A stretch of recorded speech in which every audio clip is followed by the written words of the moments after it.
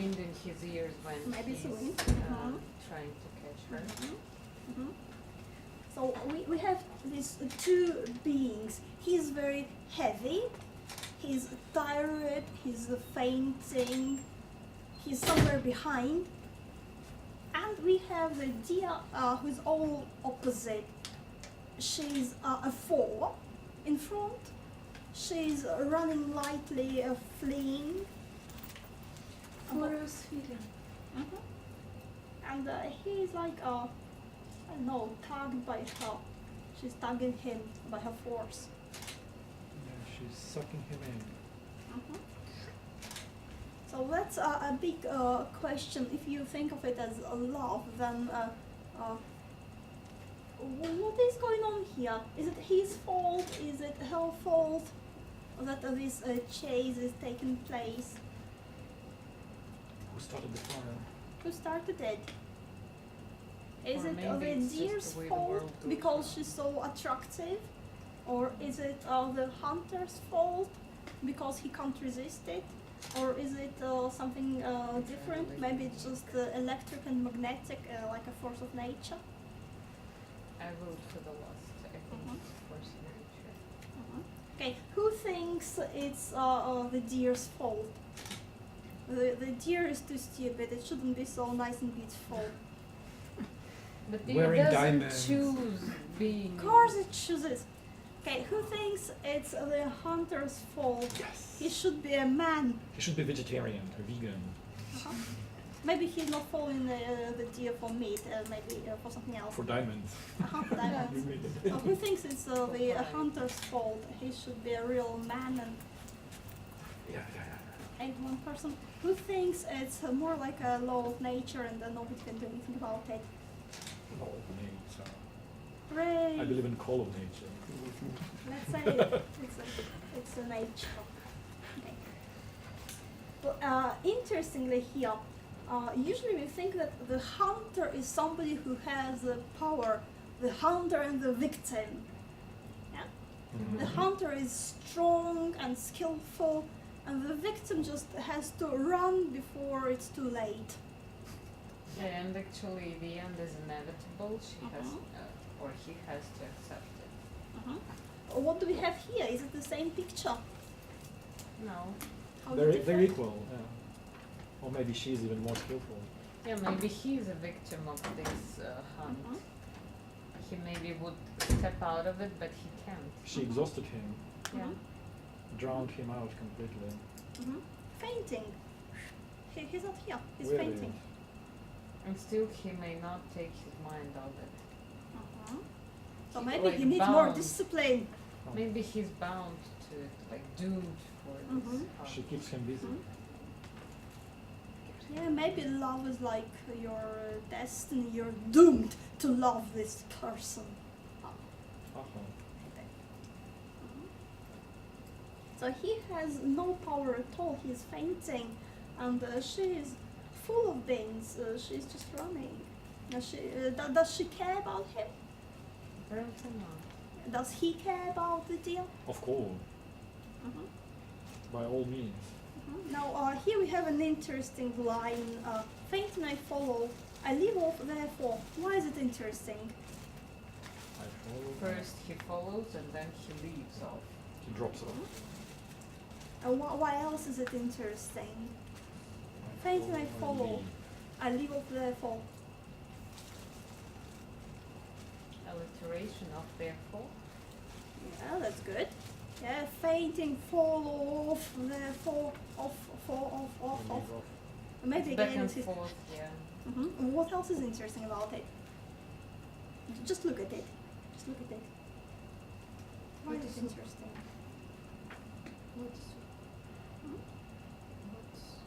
The line, faint and I follow. I leave off therefore. The line is broke.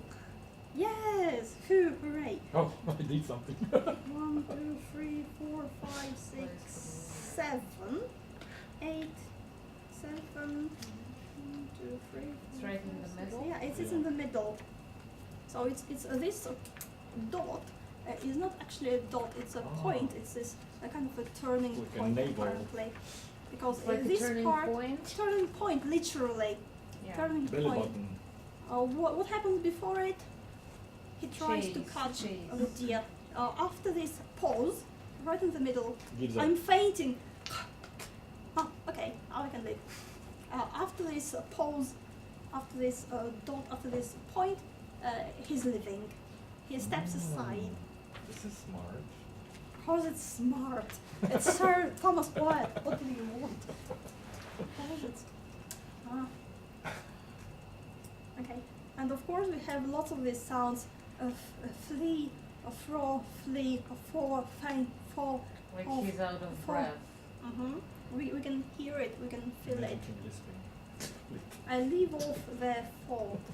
Siphons in a net I seek to hold the wind. Ah, how beautiful. What? With wind? Since in a net I seek to hold the wind. I don't understand what is this. Since Siphons is like since. because I Since. want to I Catch. leave before I just try to hold the wind. He realizes that he Wyatt is can't hold this empty. tear.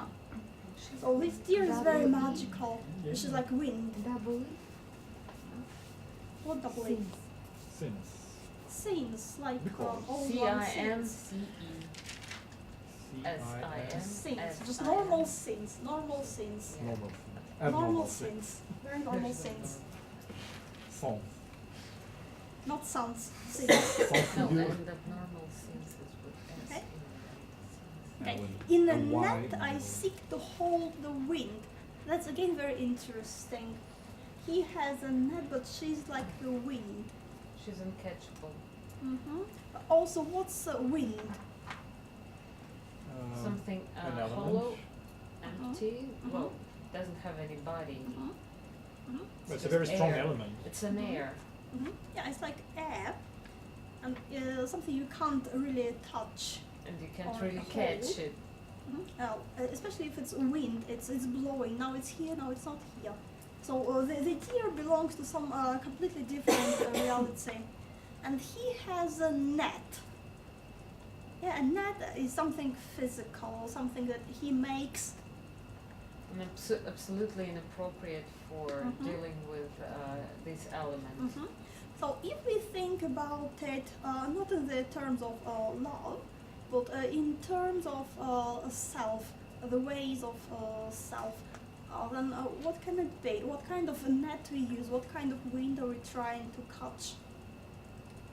Some dream Something. we're trying to catch, some goal we're trying to achieve. In love, or some money, bank accounts, Whatever. diamonds. Yes. It's maybe dream.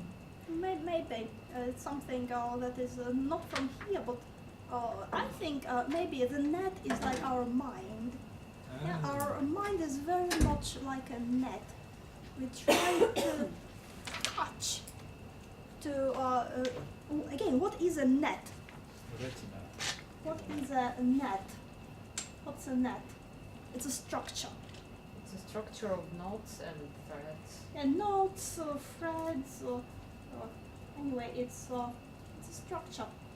So we try to put this structure on something that's That not cannot be structured Could be in the cobweb. first place. unlanguageable.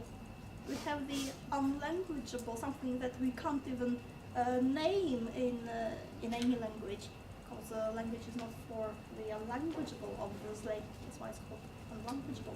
It's like trying to touch color. You can't touch color. Well, maybe you can, but maybe when you're looking for something on like the other side of reality, this unthingy, and you try to reason it, then how can you do it? You can't, because the only tool you have is your net. Because it's vain travail. It's vain travail. Yeah, it's like, oh, I'm seeking for the meaning of life. Oh, now I know how the universe works. I can tell you. I have my net. I nailed it down. Yeah? Can we do it? Vain travail. But still, there is this mystery in the reality around us, which we can feel. We can feel it. It's more than we can reason. It's more than we can reason. So we try to catch it. It's elusive. It's like this dream when you wake up in the morning. Ah, what was it? Something very nice and beautiful. What was it? Ah, I forgot.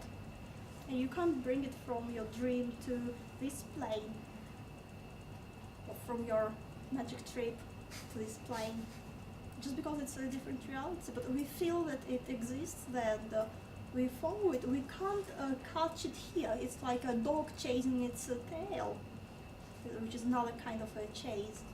And still we can't take our wearied mind, again mind, mind our tool. It's where if you really try to reason and grab this mystery of the universe, whatever you call it, your mind will get weary because it's not for mind, it's for something else. But all we have is mind.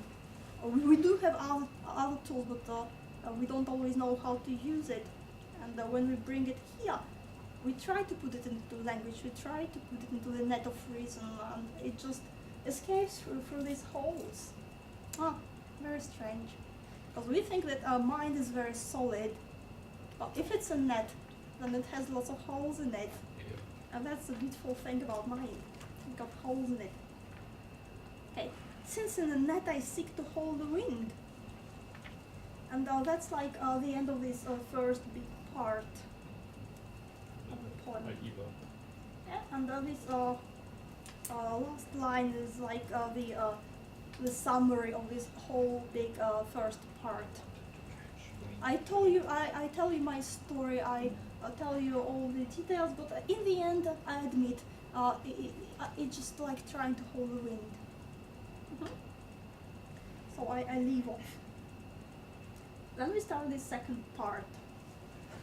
Who leased her hunt? I put him out of doubt. So what does it remind us of? Does it remind us of anything we've seen before today? First line. Yeah, the first line.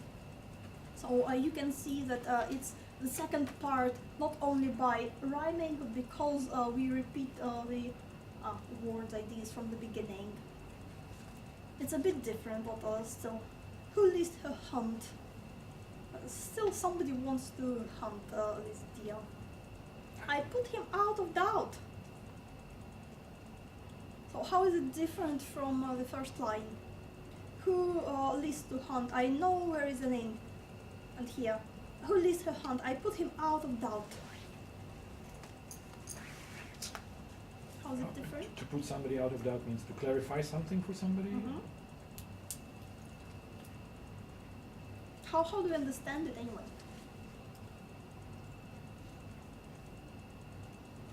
If somebody wants to hunt her, after all I said before, I will ascertain him that once again repeat that there is absolutely no chance. Yeah, it's like, look at me, I tried it, now look at me, I'm a ghost. If all the previous wasn't enough, again. So doubts, what sort of doubts do we have? in oneself. If you went for a hunt, what sort of doubts you can have? If you're up to it or not. Okay. As well as I may spend his time in vain. So again we have the word vain repeating. As well as I may, and again may spend his time in vain. Who is this he? Who still wants to hunt her. Another hunter, Yeah, so why The may spend newcomer. his time in vain? a younger lover. Yeah, what does it mean, spend his time in vain? Waste his time. Why? Because Somebody she's comes to him. uncatchable. Yeah, somebody comes to him and says, I know, I heard about this strange, wonderful, magical deer. I know you know where to find her. And what does he say? He says, okay, go to the forest, first turn to the left, then you see her. Is that what he says? What does he say? Don't lose your time, he said, actually, Mhm. trying to do that. But may spend his time in vain. He spends his time in vain talking to this somebody. Well, as I understand it, maybe I'm wrong, I might be wrong, because you know not with poetry. As I understand it, somebody comes to him, next person in line. He says, okay, could you tell me about this deal? And he says, okay, yeah, I know where to find her, but it's just a waste of time. Don't go there, she's horrible, you'll never catch her, you'll just tear yourself to death. And he says, okay, so where do I find her? So he doesn't listen. He goes and tries it. He doesn't listen to the words. Maybe he doesn't believe it. Maybe it doesn't matter. If this hunter tells him, no, it's too horrible. Don't go there. Listen to my word. He never listens. So he wastes his time explaining, talking about it. Reasoning, Mhm. rationalizing. And now why? And Why? If somebody comes to you and says, okay, I just had this dreadful experience, don't do it, and you say, It will where work do I one go? day. Where do I find it? You have doubts. Maybe you have doubts. Maybe I'm better. How do you understand this situation? Can you imagine this situation when you come to somebody and say, okay, I know you had this experience, I want to repeat it, please tell me how to do it. And this person tells you, okay, I have this magic mushroom, but I tell you it's really horrible, you shouldn't go there, it's no good. Spread around. And you say, okay, just give me the thing. What sort of a situation is it? No, I can't imagine it.